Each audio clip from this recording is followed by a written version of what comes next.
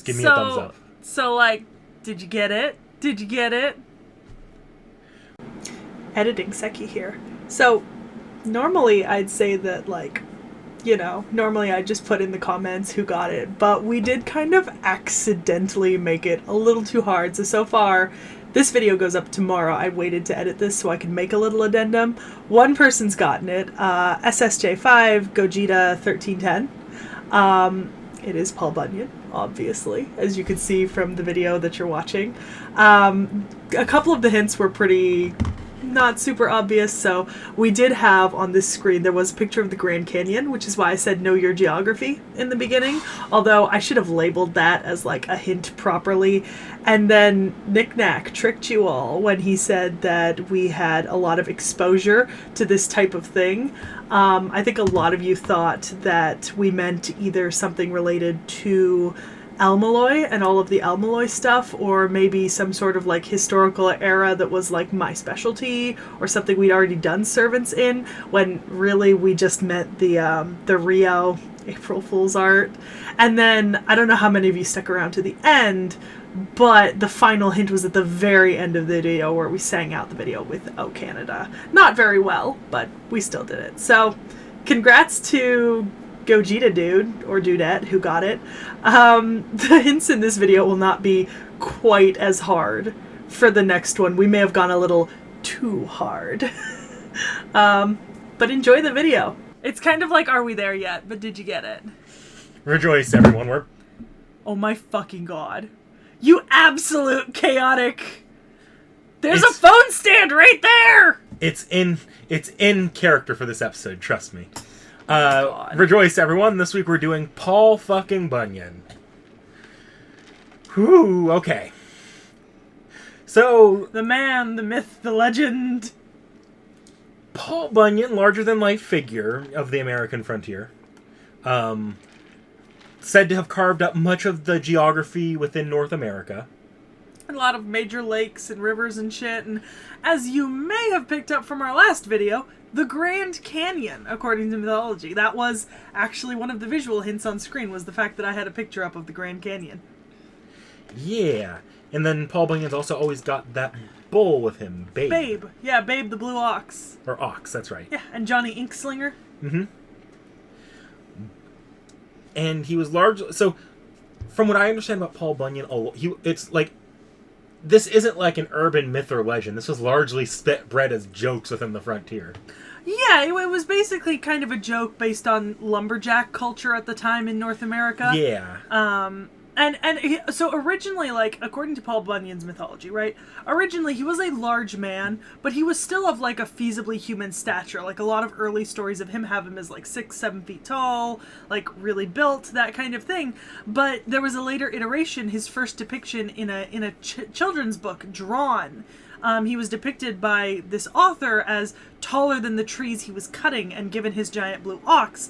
And that's when he kind of took on this gigantic kind of big man stereotype, and it's called like big men in North American folklore, and there's several other characters who count as like big men or giant men, and now you just see gigantic cartoonish statues of him all over the fucking country with his big blue ox Babe, which actually is kind of reminiscent of the old stories in Norse mythology of how the world was created, because you had Ymir and his ox, like Ymir the blue frost giant and his ox, who he kind of used to make a lot of the shit that we have, you know, that kind of thing. Yeah, it's interesting. If it weren't just one giant frontier shit post, it would be actually believable as a god of the new world. Yeah, and here's the thing, right? American folklore, at least non-Native American, North American folklore, is very new. Like, none of this could have been created pre-1600 because there weren't non-Native Americans here pre-1600 creating mythology and folklore. So a lot of these stories are from the 16, 17, and a lot of them are from the 1800s because there wasn't really a large push west for kind of American settlers until the 1800s. Unfortunately for the folklore, because that's where you get, like, prairie and frontier. And cowboys and that kind of thing. That's the 1800s. Unfortunately for American folklore, though, none of it really stuck as, like, this is the religion, because at this point the Enlightenment kind of already took hold. Well, I don't think it was ever supposed to be a religion. No, it Most wasn't, of but these in are a lot of cultures pre-Enlightenment, you might have seen that turn into a religion. true, but Same kind of story.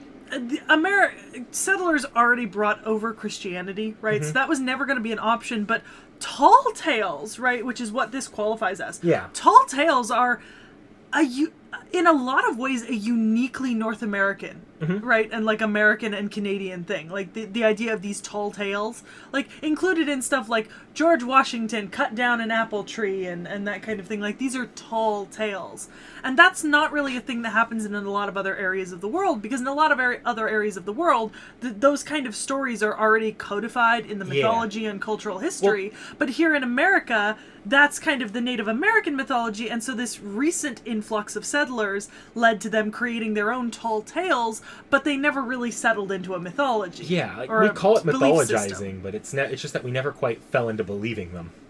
Yeah, so tall tales is a very apropos name for this phenomena, but you know, it is, for all intents and purposes, kind of the American folklore. I mean, it's the folklore of the frontier. Now, there's a particular reason. It's almost like Butch Cassidy and the Sundance Kid, right? Because Butch Cassidy and the Sundance Kid were people, but they were also a tall tale, a myth, a story, this thing that had a life beyond just their initial kind of life. Like they were, in their time even, kind of mythologized and cast as bigger figures than they actually were. There's a reason why I had us go off on that tangent. It's because Paul Bunyan in Fate did not exist. Okay. And he shouldn't even be possible as a servant. Like, downright, it shouldn't be possible, because there's never been a grain of truth to him. There's never been a... How do I put it? And he hasn't really, like... Let's be honest here, Paul Bunyan hasn't really influenced much. Okay, but, like... Which is usually where the qualifier for servants are said to come from. Okay, but, like, bringing back to a servant we've done recently... Wouldn't he qualify in the same way that Sherlock Holmes does? Sherlock Holmes has rippled through over to affect like the characterization of pretty much every detective that came after him, though, in literature, and that's kind of why. And that's kind of why Sherlock Holmes is a lot. I believe that's but Paul Bunyan's the original big man, and there were many others in American myth in like American folktales. And to be honest, you have to admit, even though we don't believe in American folktales as mythology, they are taught in a lot of schools, and there are statues all over. Like, this is a myth that a lot of people know. But a huge part, like, so this is getting into the fate lore here. A huge part of what allows a servant to exist at all in magic or magecraft in general is belief that it can work, or that they did exist, or they did have. Whereas you believe in a detective, a lot of people believe in the false image of a detective that Sherlock Holmes created. Yeah. There's no world in which you believe Paul Bunyan actually did these things for most people. And Paul Bunyan did Paul Bunyan really create the image of the lumberjack, or was it the other way around? I never said that he created the image of the lumberjack. I'm just saying... This isn't a rebuttal to you, by the way. This is just me explaining why Paul Bunyan's wouldn't normally be allowed to be a servant. With that in mind, Paul Bunyan is a servant. One way or another. Well, yeah, and once again, kind of in the vein of our some of our more recent videos, we've done a lot of recent servants in the last month or so. You know what I mean? We've done a lot of servants that their stories or their lives have been set approximately around the 1800s. Speaking of our recent servants, let's jump back to Moriarty for a moment. Do you remember Moriarty's big thing where he was mixed with another? Yeah, I remember that. What's called a phantom spirit, Max the Free Shooter. Yeah. Max the Free Shooter also falls under this, where Max the Free Shooter could not have been their own servant. Okay. Paul Bunyan normally would be in that exact same category, where they could be made, like, combined with someone to make something, but not their own thing. You know what servant I'd really like to see? Bringing up this kind of discussion. You know how Anne Bonny and Mary Read are a single servant, basically? Yeah. I'd love to see Butch Cassidy and the Sundance Kid. Wouldn't that be a great pairing to do? You get the kind of Wild West American frontier gunslingers, and you've got Butch Cassidy and the Sundance Kid, like a more famous duo named to me. Now, like the countless movies and other things that include the stories of Butch Cassidy and the Sundance Kid. Now, I'm making this argument from the Fate perspective, but now do you want me to give you the metatextual perspective on why Paul Bunyan isn't capable of being a servant? Sure. Because the author really doesn't. It's an actual thing in Fate where they believe that outside of Native Americans' brand of magic and stories, America really, like modern America as we know it, really can't produce servants or magecraft with its own culture. But the Present King. That's a little different. Okay. There are modern servants, but they lean away from modern era, and America is just not a very magical place or a modern American culture. I suppose that's fair. I hesitate. Sometimes you think, right? You think about American folklore, right? Mm-hmm. And if you just say American folklore, you could mean folklore from Native Americans. You could mean this, like, frontier. I'm going to call it frontier America, Yeah. basically. You could kind of mean anything, so you really have to clarify, because it's not that frontier folklore isn't valid or a thing. Like, these people did create these tales and tell them to their children and pass them down. Like, the fact that they've survived even 200 or 300 years means that, yeah, people did kind of give a shit, at least, about repeating the tales at the very least. It's just what, Native American folklore often has to do with the creation of the world and that kind of thing, like a lot of other traditional folklores, whilst American frontier folklore has to do more with the things that people were seeing and doing as they moved west, and it has a lot to do with tall tales, right, rather than established folklores. These are stories that were exaggerated again and again and again until they took on a fantastical perspective. But like I said, the first stories of Paul Bunyan spoke about a man who was 6 or 7 feet tall, like perfectly within the realm of a human. Like, he was big and strong, like huge lumberjack, but he wasn't the big man. He wasn't taller than the trees creating the Grand Canyon everywhere he went. Those were later additions. That's what makes it a tall tale. You know what I mean? Mm-hmm. Like, it's like all those people that tell stories about how, like, Butch Cassidy and the Sundance Kid, right? Like, historically, we're pretty sure they were killed in a shootout, right? But there are people who tell the stories, they escaped, they jumped in the river, swam down to Mexico, pulled the bullets out of their thighs, and escaped to ride again. Like, that's where the tall tale comes in. It's the exaggeration about the story that could have happened, the person that could have existed, then exaggerated and exaggerated until there's kernels of truth and real stories, but the object of the stories is now fantastical and mythological in nature. Fun fact, I did almost spoil the servant's design for myself, though. Yes. Because when I got my little Aussie April Fools, right? It actually came in a multi-pack not a multi-pack, but it was a blind box, basically. I got mine on eBay, so they already knew which one I was getting. But apparently, in the same one, I think you could also get Nitocris, Gilgamesh, Paul Bunyan. Definitely Paul Bunyan. Nursery Rhyme? I believe Nursery Rhyme. And someone else? There were 6 options that you could get on the package or something like that. 6 or 7, but so there were other options. I didn't look, so I didn't spoil the design for myself, but it was a close thing because I almost did.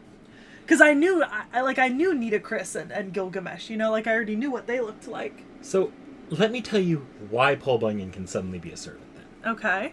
There is a bat fucking shit timeline where a certain master in FGO got fed up with not being able to summon a 5-star servant and tried to make one herself using phantom spirits and udon dough balls. The result? As in the noodle? Yes. The dough to make the noodle. Who tried to do this? You'll see that. I'll show you them later. The result is a 1-star berserker servant that ended up arbitrarily gender bent and made a lolly, much to the chagrin of the master. Let me go ahead and pull up Bunyan. Oh no. It's gender bent and lolicon? You're gonna quickly figure out what's going on here, I think. Oh no. Not... I was kind of looking for an almost Herc-like figure, No. You know what I mean? Nope, you're not getting that. But they could, you know what they could have done for a character design? Ultra Giga Chad in lumberjack clothes. Yeah, Giga Chad in lumberjack clothes. You're not getting that here. Damn. I would have liked but you know where I'm coming from, right? With Giga Chad and lumberjack. Oh my god, that's so cute. Me learning with manga, berserker, Paul Bunyan. Oh, look, it's so cute. Is that little babe? That's Babe the Ox, the blue ox. Oh my god, that's the cutest thing ever. Very... okay, I really like that version. And then there's this version, which is just actively like bad. version. There's a story behind that, and I'll tell later. Oh, is that an axe? Yes. I approve this message. So, fun fact, this isn't the April Fool's design. Oh. This is the original design. Oh, so that's what All April Fool's designs are based off of that art style. Oh, but that's so... Like, okay, so I really like this design. Like, this is adorable. I don't know what the thing on her head is, though. That's the master. Oh, so she's huge? Or is the Yes. master just tiny? She's huge. Oh, I Or she fucking love can it. get huge. I'll explain that a little later. I love There's that. a lot here to explain. Okay, we approve this message. We approve axes. We approve the use of axes. 10 out of 10. 10 out of 10. So, yes, this is so cute. The art style that April Fool's does is from a FGO gag comic called Manga de Wakaru, or Learning with Manga. Oh, shit. You know what? I've seen, Sekhie's got a figure in that art style where she's like this. Yep. Yeah, I saw that one on eBay when I was ordering my Aussie. So every time we've been looking at the April Fool's art, that's because the Learning with Manga artist, every year for April Fool's, redoes all the servants that were done, released throughout that year in this art style. Dude, that's fucking awesome. Also, can I say that this is... Okay, you know Wednesday Addams? Wednesday Addams meets Military Green. Let me go into the... Does that not vaguely... Ooh. Like, because she's wearing, like, almost looks like a little, like, Mary Jane dress. But it's, like, green with utility pockets. Like... That's adorable. That's Just the cutest go here thing to ever. I think you can see the sprites as well. Then there's a costume for Bunyan. Just a Aww. bunny yin. Yeah, that's... I don't know if that was intentional. I just realized that off the top of my head. That's really cute. Yeah, that's definitely intentional, and I love it. All right. Very, very Easter, very pastel, very me. So Oh, so cute.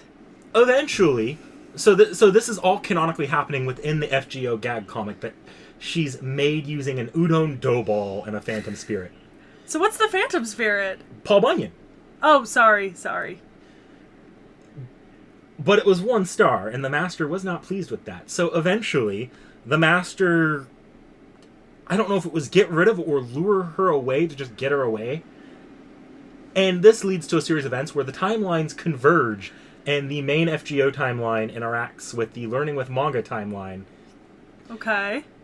I don't want to get into the complex series of events here, but it resulted in stuff that led to dying brain cells, and eventually sort of a joint custody was worked out if you go off of the Learning with Manga thing, I think. So, a question real quick. The Learning with Manga, is that supposed to, like, refer to the fact that, like, she's vaguely drawn, like, one of those learn how to draw manga books? No, so, okay. Or... The Learning with Manga started as a gag comic that was supposed to be sort of a way you can go in and learn how to play the game, but then they ran out of, like, beginner's guides to go through the game, so they started basically spinning off into their own horrific plotline. Uh-huh. And it became just its own dedicated gag comic, separate from teaching people how to do anything at all. Okay. That doesn't make a whole lot of sense, but okay. It was to teach you how to play FGO originally. Okay. Stop clanging on stuff. Stop criticizing my life decisions here, Sekhie. Alright, so... what can Bunyan do? Fucking adorable. Bunyan has the distinct ability to grow and shrink in both size and power. Okay. It's not really a voluntary thing, as much as she grows and shrinks to what she believes is the appropriate size for a room or situation. Oh, so she's like an Akame. Kinda, yeah. That's the Harry Potter thing, right? Yeah, the feathered serpent that grows and shrinks to the available space. Yeah. She can be smaller. Yeah. If she feels like that's what she should be at the time, but there's just kind of a subconscious thought, like, I should probably be bigger in this situation, so she'll be bigger. Yeah. Jesus. She fights by a few methods, either fist, babe, or an axe. Or, at some points, a chainsaw. I mean, I approve of this message so long as it's the axe or babe. And all of Bunyan's skills are just anecdotes about what Bunyan did. I don't think we have for sure what they do. Yeah. Not much, at least. Like, I don't think they actually go into detail what these individual things could do for my research. Yeah. But, hey. Well, I bet, right, so for example, right, Delightful Comrades, does that refer to Babe and Johnny Inkslinger? Antidotes are a bunch of abnormal stalwarts gather under Bunyan. So that refers to Johnny Inkslinger and that kind of thing, right? Like the companions of Paul Bunyan. Bean Soup Lake is, I'm sure, a reference to one of the things he created, right? Camp makes bean soup out of a lake, right? Enough food for a whole season. Yeah. Yeah, no, that's, when he's traveling. Popcorn Blizzard, I would assume very similar story, Yep. Yeah, like, these are the tall tales. Even Wisconsin Death Trip, like, that sounds familiar to me. A fucking pink chainsaw, yes. But this is the thing, right? Like, Bean Soup Lake, that's just a tall tale. Like, there's a difference between, like, a magical thing or, like, a battle, and then, like American tall tales just have this, like, essence to them, you know what I mean? Like, American tall tales are so odd because they take the most normal things and then it just gets exaggerated over and over and over again until it's a Bean Soup Lake or a Popcorn Blizzard. You know what this is? This is basically prototype Cloudy with a Chance of Meatballs. Like, so, her noble phantasms here. Mm-hmm. Wisconsin Death Trip. Yeah. That's the pink chainsaw. Yeah. That's all it is a pink chainsaw that is very effective at what it does. 10 out of 10. And marvelous exploits. I mean, that literally says what it is. I mean, yeah. It's in reference to all of the things that Bunyan's said to have done, right? Like creating shit. So, in theory, it's claimed to be a result of all of Bunyan's great feats singleized or crystallized into a single attack that devastates opponents. Yeah, like creating what is it? The Missouri River. Is it the Missouri? What goes through the St. Louis Arch? The arch goes over the river. Okay, it's a particular river. I don't remember which one it is. And then the Grand Canyon and the Great Lakes and all that kind of stuff that he created. Yeah. In reality, all marvelous exploits is Bunyan growing really, really big and just quickly stomping on her enemy. But that makes sense because all of these exploits, right, that Bunyan's really famous for, like creating these massive land things, right, are from the myths where he's already a giant, right? Like, these are from the myths that have already been exaggerated into tall tales. Like, the Grand Canyon is said to have been created because Paul Bunyan was using Babe to, like, plow the land, and something happened, and the plow dug the Grand Canyon through the land. Mm-hmm. Which is the coolest story, because I've been to the Grand Canyon. Have you? No, I've never actually. My parents were really big about, like, traveling up and down the states when I was, like, very small, but I've been to the Grand Canyon, and it's hella fucking awesome. You know what I mean? Ooh, stop fucking buzzing. Alright, while you're doing that, I'm gonna pull up the NP. Also, don't think you got out of the fact that I saw Super Bunyan. We will get to Super Bunyan. I saw that. Oh. Now, you might even see Super Bunyan's design here when it looks up because she's so new. No video chapters.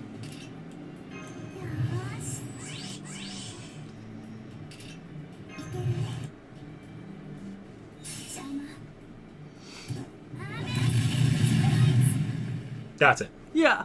Yeah, no. It's actually the quickest NP in FGO. Hey, makes 100% sense, There's a reason for that. What? So, why don't I get into the Rioverse in a nutshell? The Master. Okay. So, this little piece of shit here. Yeah. Her name is Gudako. Wait, from... Yes, I did include... fucking... was it the Nobu video? Where we talked about Gudako? I don't think so. Oh, that name is familiar, though. We've talked about it before. So... Gudako Here's a peer into the Knickknacks FGO D&D campaign. I wrote Gudako into a Neurofest. Into the tournament arc. She was one of the background characters there who did something. Huh. That's the last time I remember mentioning her. Otherwise, it's possible she came up in casual conversation here and there. But I thought it had something to do with the Nobu comic that gave us Nobu. And the Okina Soji and the chibis and everything. Actually, God, what's that cheese thing? Not cheese thing. What the little gag comic Nobu's in? It's called Gouda. Yeah. It's actually, I think Gudako was named by that comic. Like that's because that's the original. Because they're like, we saw the master's design for FGO. We need to give her a name. Gouda Ko. Yeah, because I think Ononoko Ko. I think girl. you mentioned Gudako in that video. Yeah, so that's where she got her name from. Yeah. Manga de... So I explained Manga de Wakaru earlier, the gag manga. Yeah. And as it quickly ran out of things to teach in its format, it became a weekly comic strip just about the hijinks of a awful human being. To the point where it's well agreed upon by everyone at Chaldea in that comic that she needs to go, and multiple coup attempts have been made against her, usually at zero success. Wait, coup attempts? Like coup d'etat. Oh, okay. You said coup and I thought coup. Coup. Coup. Where's my coup? Coup. The reason it goes badly is because she displays near omnipotent levels of power, displaying a disregard for the fourth wall, superhuman strength, and apparent immortality. So it's Deadpool. Yeah. It's Deadpool. She's also noticeably an absolute creep around female servants in general. She's probably responsible for why Bunyan has such a horrific last design. Like, I think they even she even said that would be Bunyan's final ascension. Aww. And she's also known for constantly pairing servants together with others, including Mashin herself, and she will interrupt relationships she thinks are not right. She's a commentary on fandom culture. Near omnipotent power, pairings, horrific treatment of female characters. This feels rude. However, I have had the conversation on a different podcast about how fanfiction does tend to, vilify, demonize, and avoid female characters on the whole when possible in favor of male characters, and fanfiction is predominantly male character focused. At least in the overall. That's changing, and there are a lot of people who want to read, Yuri and want to read, female focused, but the vast majority of fanfiction is focused on male characters. Rude to the fans? Is that what you're saying? Huh? Are you saying that her character feels rude to the fans? I just feel a little called out. It is a product of the fact that even in today's culture, at least in Western culture, a lot of popular shows are predominantly male heavy. Right? Non-anime shows are predominantly male-driven. For example, Harry Potter. How many main female characters are in Harry Potter? 1. 2 sub-female characters. How many male main characters are there? Way more. Lord of the Rings. It's just... In Western culture and in a lot of non-animated shows, there is a lot of male actors and male characters and very few female ones, and the female ones often have villain arcs or are absolute cunts, and that's the way that they're written. So it is an industry problem, right? A societal problem, but in some ways we do participate in it in the way that we consume fan fiction and ship characters. And I am somebody who does ship characters, and sometimes I'll be like, I don't like the traditional ship, I don't like Harry and Ginny. Sorry, I know they get together, but I don't like them together. She also, canonically, she's also addicted to gacha and has a love-hate relationship with FGO. And gacha in general. Okay, now I feel called out. That crossed the line. So... I just gave up my gacha. Oh my god, snaps for Sekhie. I gave up my gacha. Back to Bunyan having the fastest NP. The fact that Bunyan has the fastest NP...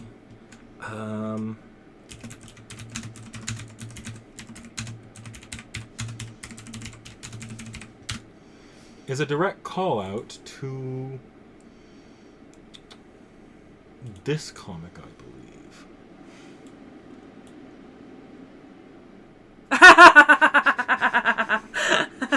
Okay, I see it.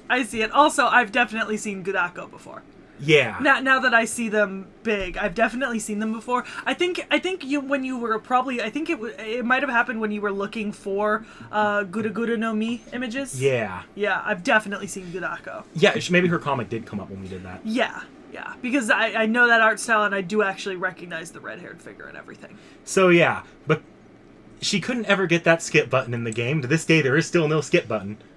But when she made her servant, she took that pain with her to make the fastest noble phantasm, so she didn't have to sit through it while farming. Look, any gacha game or like phone game that employs a skip button is a game that I automatically add like a point in its favor for, because I have suffered in a couple of gacha games that I've played that I've given up now, but there was one that I played for like almost 2 years, and there was no skip button option for dialogue, and sometimes the dialogue would go on and I couldn't speed up the dialogue either, and it would go on for like 4 or 5 minutes at a time. Well, there is a skip button for the story in FGO, but no, this is as far as the animation goes. Yeah. And there's probably a good reason for it. I'm pretty sure it's baked into the code that the damage occurs in the animation. So if you skip the animation, you'd be skipping the damage as well, so they can't really fix it easily. Dude, it took like 8 years for the One Piece game to implement a skip button on the fights for like mob fights, and it's still a shitty ass skip button.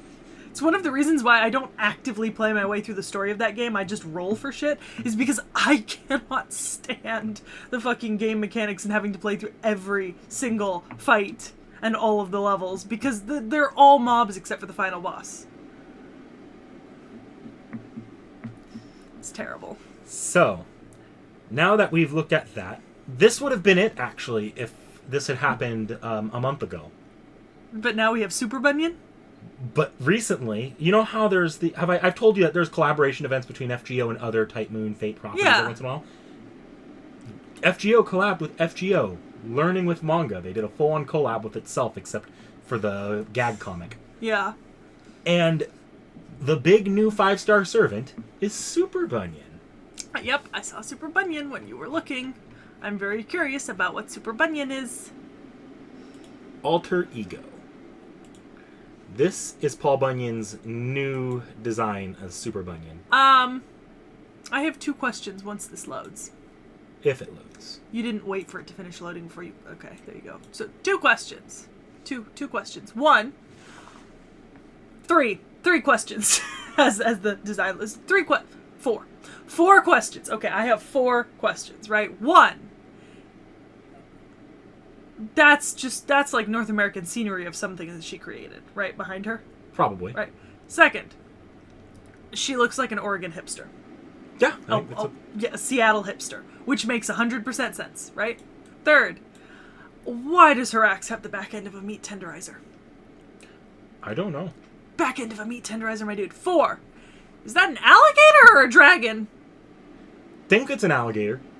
Here's the problem with this right now. Yeah. This is so new, I don't have an answer to a lot of the questions you have here. Okay. I have, like, things I can pick apart to the best of my ability here and interpret from what I could read about Japanese players' experiences. But no, I have not had the chance to read over what any of this is about. Now can I see her other... Okay, hipster. That's definitely an alligator. Or a crocodile. I'm not sure which, but it's one of the 2. Do I know those 2 servants? Not yet. Okay. We're going to get into them later. Oh, you're actually going to tell me about them? Are those servants? They are servants. But you're not going to wait for it to come up, or is it important, or... Oh, poor babe. Let me go to... Poor babe. Look, he got a boo-boo on his nose.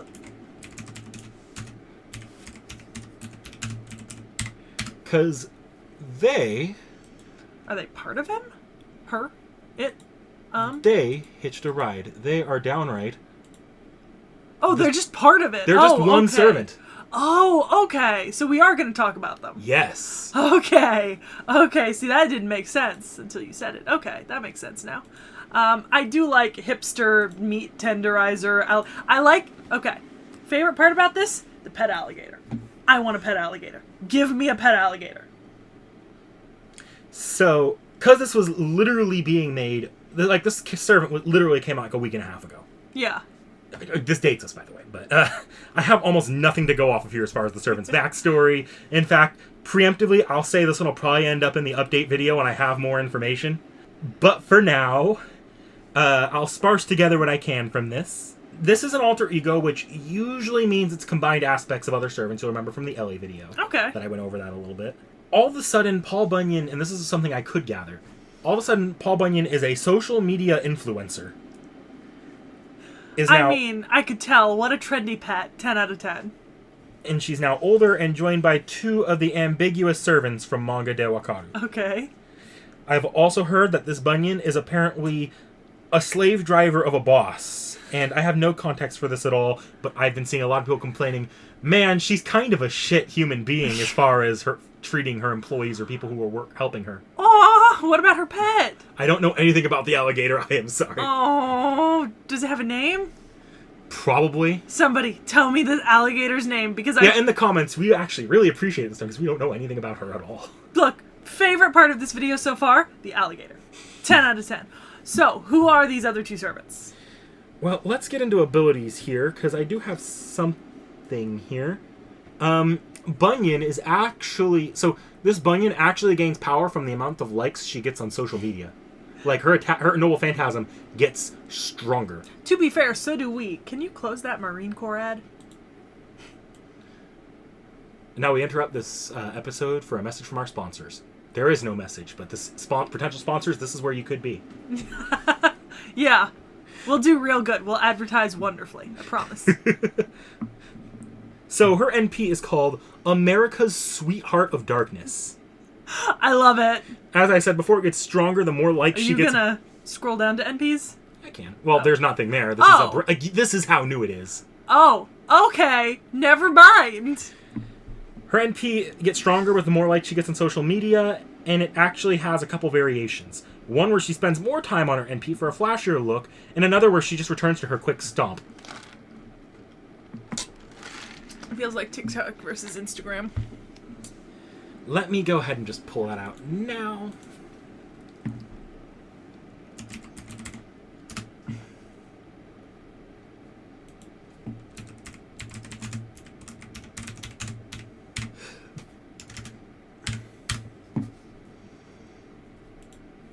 This should have chapters. It does. By the autoplay button. I got it.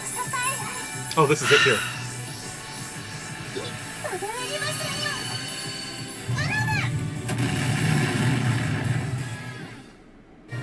I don't think this one's different. Yeah, it's just different costumes.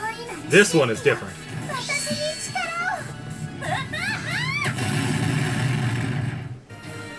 That's absolutely ridiculous. Alright, so now time for the other 2 Jokers there. So does this have something to do with the people you made me look up? Yes. Okay. So, we have... So, let me pull up a comp. Oh, God.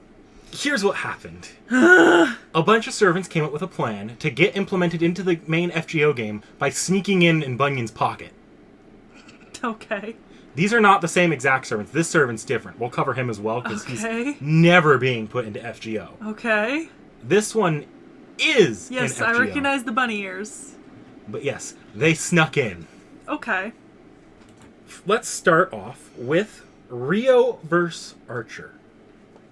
Okay, was this the bunny or the dark-haired? Is it the bunny or the dark hair? Okay. This guy. Okay. So, Rio Archer here, and this is the only design, you can see it here. Yeah, cute. Has ears and tails of a coyote and smokes a ceremonial pipe. So is this Pecos Bill?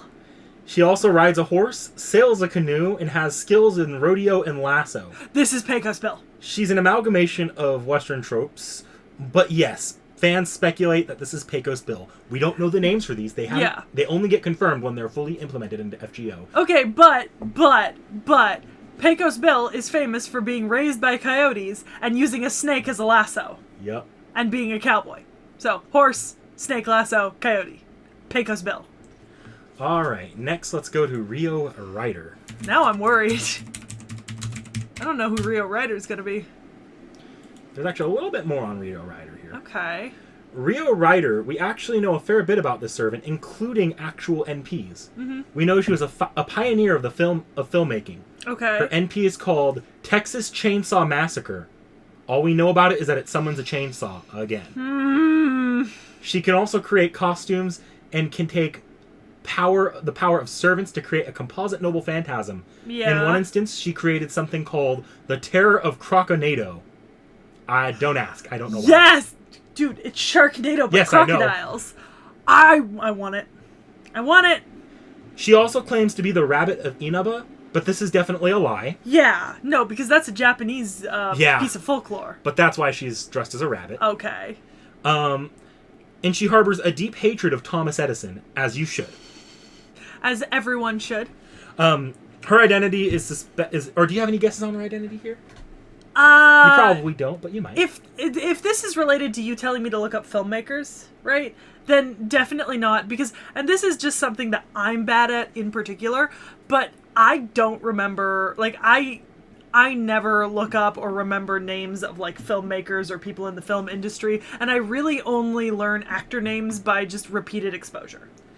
Well, so even if you told me to look up early movie directors in the film industry, but that just, when I looked that up, it just gave me like lists of like 50 or 60 different famous directors, and I couldn't really parse it out, you know?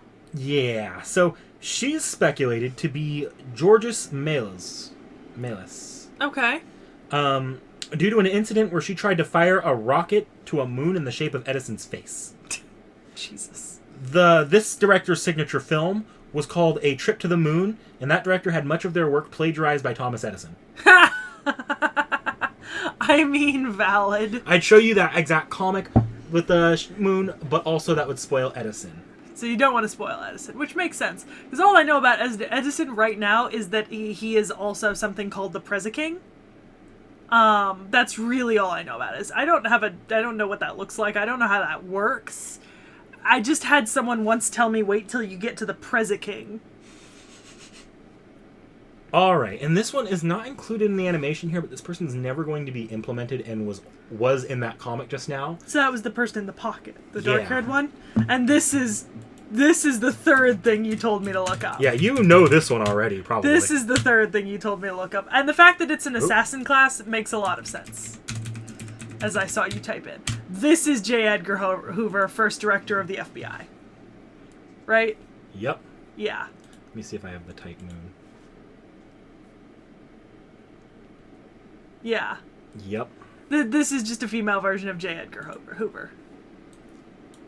Did I do it again? Yes, you did. Fuck. Oh, no, there it is.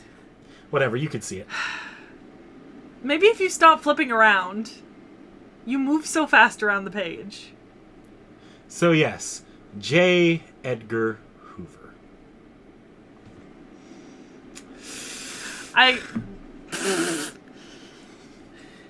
The fact that the first image is that like the April Fool's in lingerie, and then the next is like overcoat. So that's actually a mistake, I think, because actually I don't know.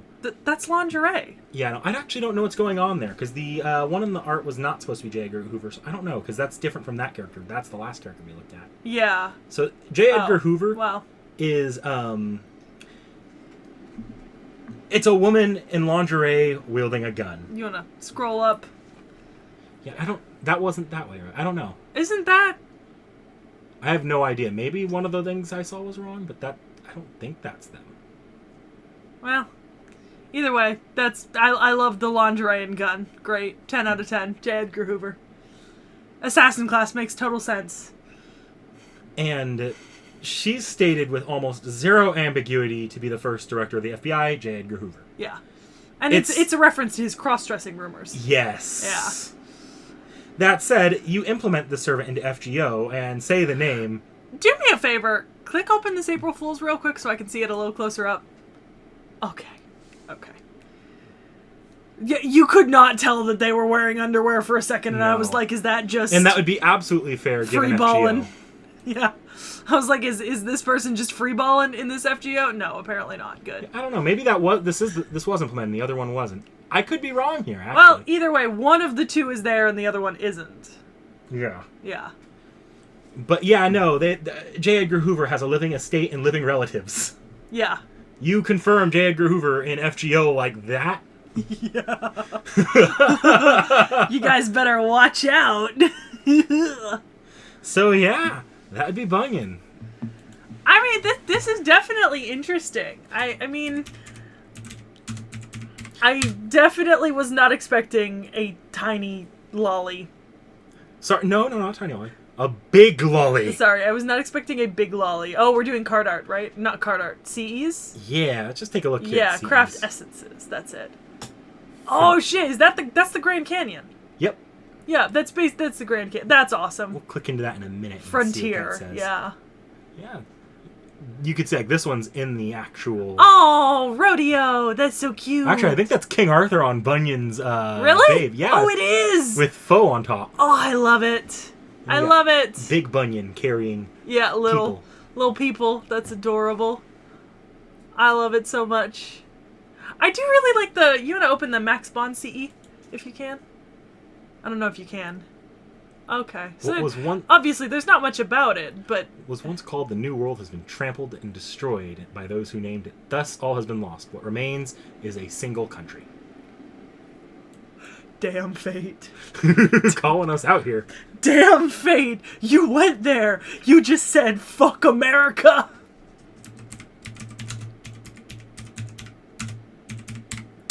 Let's see if Super Bunyan has anything. I don't actually think Super Bunyan does yet. Because it's so brand fucking new. And none of this is translated. We might still have art, though. Oh, there are. Cranky. So the Great Mystery would be the one that... Oh? Hang on. Oh, okay. From the place where all hero experience jumble... Don't read them in the future. Yeah. But, I mean, because... Yeah, but... Maple syrup! That's why I think you should appreciate... Among them was the way to make maple... Fucking Canada! Fucking Canada! Here, I'm about to piss off all of Canada. I don't like maple syrup. Shots fired! It's too sweet. It's not good. No, I mean, I don't hate maple syrup, but I don't eat it very often. I don't have a chance to, so I'm just not a big fan. Alright, so... But yeah, I like that. It's definitely an interesting servant for us to do. You know, obviously we've seeded the video with hints, so y'all can debate in the comments who you think is next. We actually had a bit of a schedule fuck up, so we had to kind of extend. So originally we were going to be doing this one on 4th of July, because Bunyan in America and in... I don't know about in Japan it always lines up, but they always release Bunyan's event on 4th of July to celebrate 4th of July. But Sekhie can't read, and when I wrote out the schedule, I wrote Bunyan into the correct place, but then when we were filming Ivan, we made the references to Bunyan, and there has to be a servant between the two, right? For it to work on 4th of July. Basically, we made an oopsie, and now we changed around the order. Yeah. Now, if you guys aren't being cheated here, actually, we're getting more servants in by using doubles. Yeah, you're getting an extra servant this year, more than we had planned. Because we do have the entire year planned out. Yeah. Yeah, the rest of the year at least. Just because, you know, easier for Knick Knack to do research. And the original servant in this place is going to come in eventually, so we'll see. Yes, yeah. But that's for you guys to figure out later and next time. Yeah, so, you know, let us know if you figure out the hints in this video. Of course, I'm always watching the comments. She's always watching. I am. Once we get to 500 subs, we can start doing, like, polls and other stuff, which could be really cool for these type of videos, because, you know, we can harvest some fucking... community speculation posts. Yeah. So, like, comment, subscribe. We'll see you back here on 4th of July.